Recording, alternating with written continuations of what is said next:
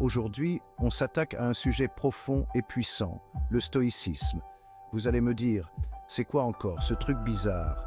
Eh bien, figurez-vous que ces philosophes grecs de l'Antiquité détenaient peut-être le secret d'une vie plus sereine, plus forte, face aux épreuves. Alors, installez-vous confortablement, montez le son, et c'est parti pour une dose de sagesse antique. N'oubliez pas de vous abonner pour ne rien manquer. Imaginez un instant que vous êtes le héros de votre propre film. Ouais, je sais, ça fait cliché, mais suivez-moi. Votre objectif, vivre une vie épanouie, réaliser vos rêves, bref, tout déchirer. Sauf que voilà, comme dans tout bon film d'aventure, le chemin est semé d'embûches. Des obstacles qui vous mettent à l'épreuve, vous font douter, vous donnent envie de tout laisser tomber. Deuil d'un proche, échec professionnel, déception amoureuse, problème d'argent. La liste est longue et douloureuse. On a tous nos propres démons à combattre, nos faiblesses qui nous tirent vers le bas. Ces 13 principes, c'est votre armure, votre arsenal pour transformer ces épreuves en leçons, en force, en victoire.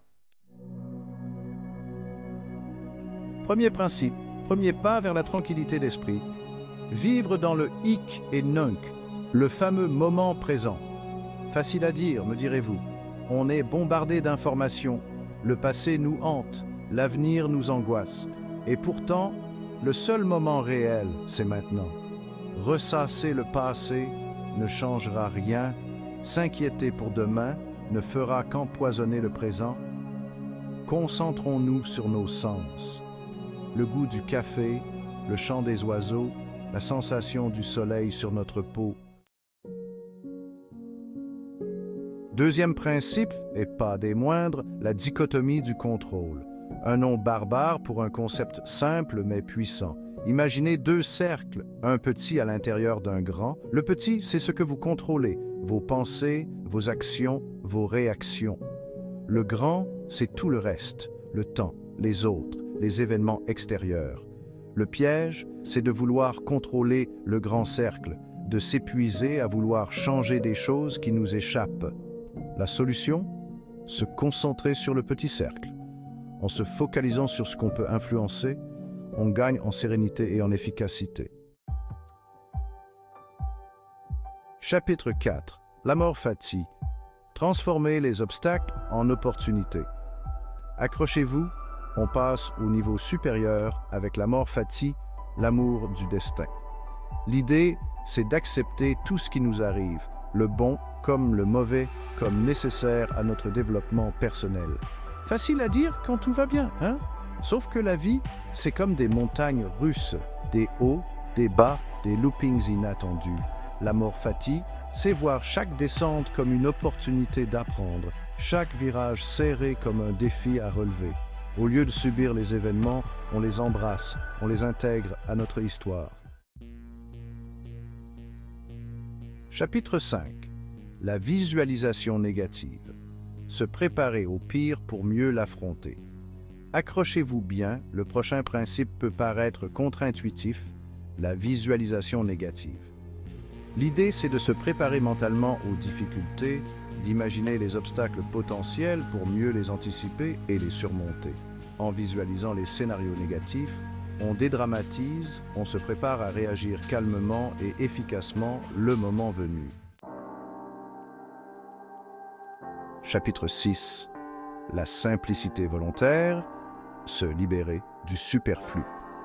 On passe à un principe qui fait du bien, la simplicité volontaire. Dans un monde saturé de possessions matérielles, d'informations inutiles et de distractions permanentes, il est facile de se perdre. La simplicité volontaire, c'est faire le tri, se débarrasser du superflu pour se concentrer sur l'essentiel. On parle de désencombrer son espace de vie, mais aussi son esprit. Moins de possessions, c'est moins de soucis. Moins d'informations inutiles, c'est plus d'espace mental pour réfléchir et créer. Chapitre 7. La vertu avant tout. L'importance des valeurs morales. On arrive maintenant à un pilier du stoïcisme, la vertu, justice, courage, sagesse, tempérance. Ces vertus sont comme une boussole qui nous indique le bon chemin, même dans les moments difficiles. En se focalisant sur nos valeurs, on agit en accord avec nous-mêmes, on construit une vie qui a du sens. Alors, quelles sont les valeurs qui vous animent? Prenez le temps de les identifier, de les écrire, de les garder à l'esprit dans vos choix quotidiens.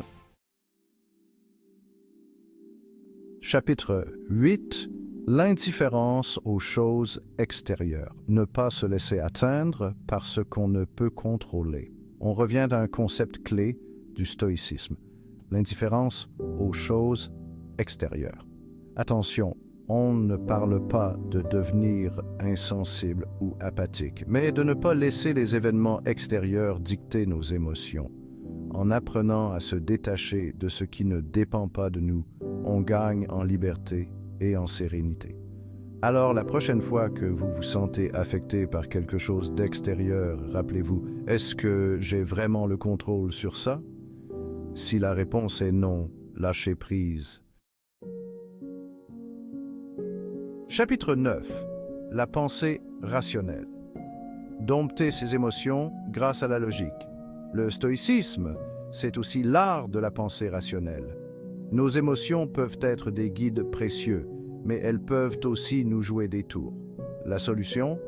Apprendre à observer nos émotions avec distance, à les analyser avec logique.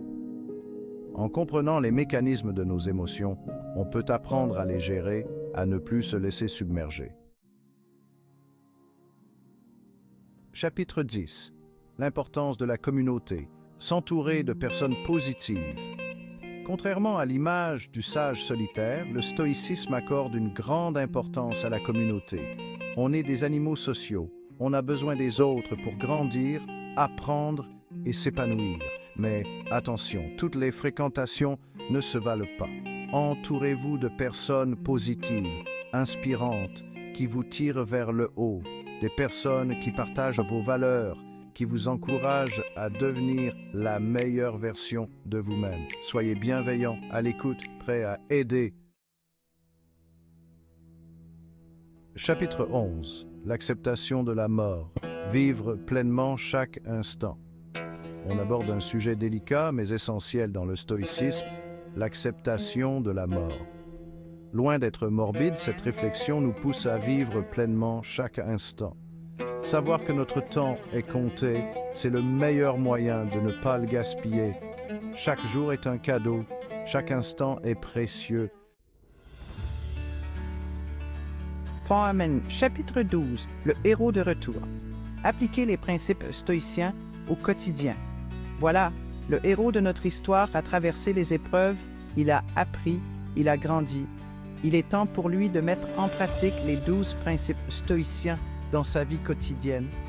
Pas du jour au lendemain, bien sûr, mais pas à pas, avec patience et persévérance.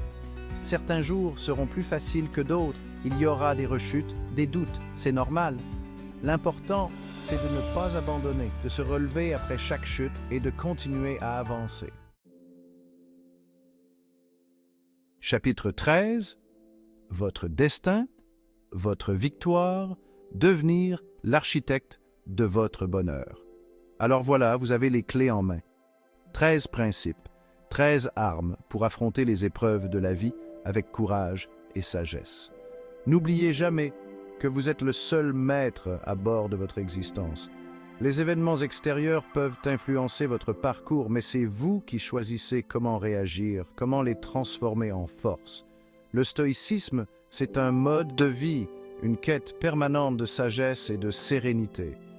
Alors allez-y, lancez-vous, expérimentez et surtout, n'oubliez jamais, vous êtes capable de bien plus que vous ne le pensez.